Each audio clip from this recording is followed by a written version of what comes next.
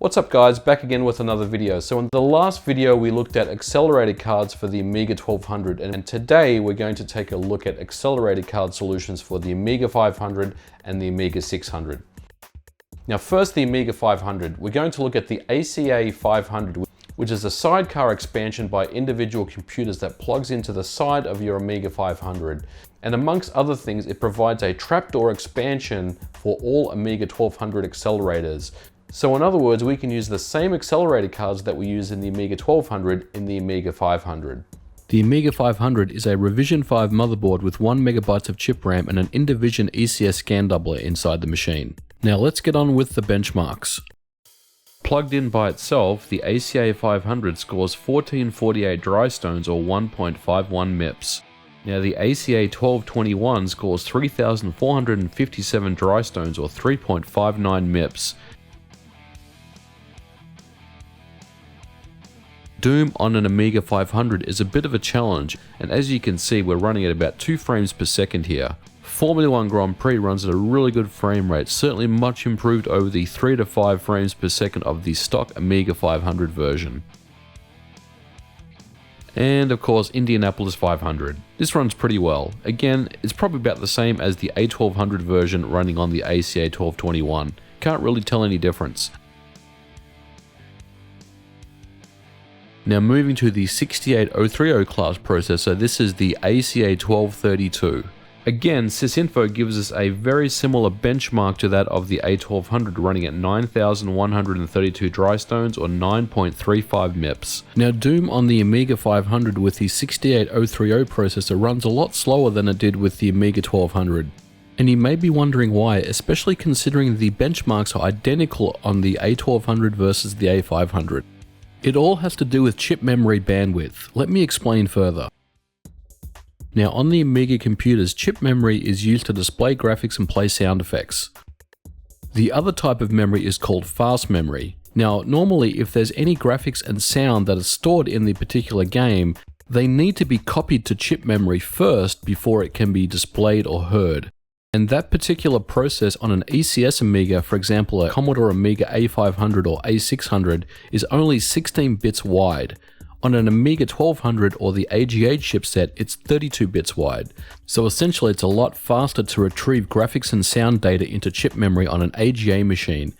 Hence the reason that 3D style games run at a lot better speeds on an AGA Amiga as opposed to an ECS Amiga, even with the same accelerator card.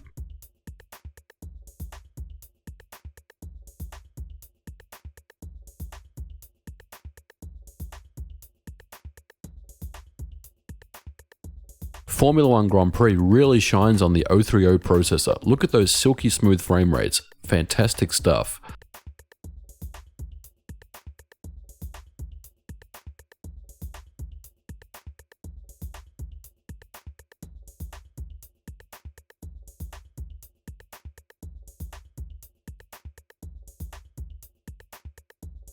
And of course Indianapolis 500 runs about as good as the A1200 version with an 030 class processor.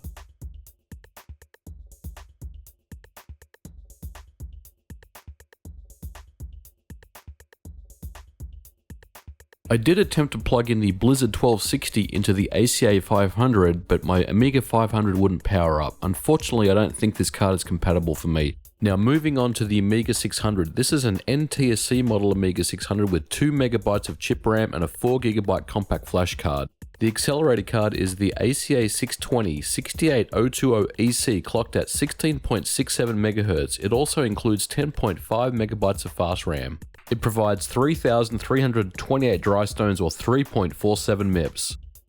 Just like the ACA 1221 on an ECS class machine, Doom is unplayable at around 3 FPS.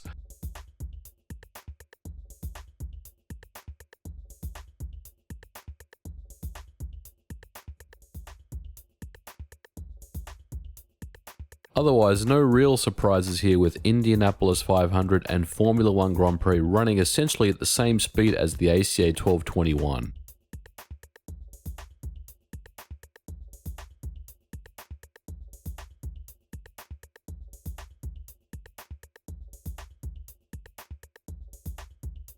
So what is the best accelerator card for you? Well, if you have an A500 or an A600, you're going to have to ask yourself a few questions. If you're looking for extreme performance, the ability to play MP3s without any hitches, and you want to play all the 3D games like Duke Nukem, Doom, Rise of the Triad, then there's really no comparison. You really want to pick up a Vampire 2. Now, if you have an Amiga 500, you're a little bit stuck. However, the Vampire A500 edition, I'm told, is not too far away. Now, Kipper2K on a recent forum mentioned it's a matter of about 2 to 3 months before something's actually released. So hopefully we'll see a Vampire A500 solution shortly. But on the flip side, if you just want to play games, you want to use WHD load, and you want a little bit of performance and a snappier workbench, but all you really care about is the classic Amiga games, then you really can't go past an ACA 500 solution and something like an ACA 1221, or possibly an 030, a 1232, or a 1233 type solution.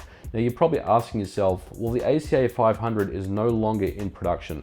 Now that's actually true. However, the ACA 500 Plus is actually under development and hopefully will be released at some point this year. So in conclusion, it has to be the Vampire 2 for the Amiga 600 if you want that screaming fast performance. Otherwise, go with the ACA 620. For the Amiga 500, go the ACA 500 or the 500 Plus once it comes out, and an ACA 1221 type solution, or wait for the Vampire A500. Well guys, I hope you like this video series and look out for part 3. Now if you like my channel and you like my content, don't forget to rate, comment and subscribe. Give me a thumbs up and I'll catch you guys in the next video. Bye for now.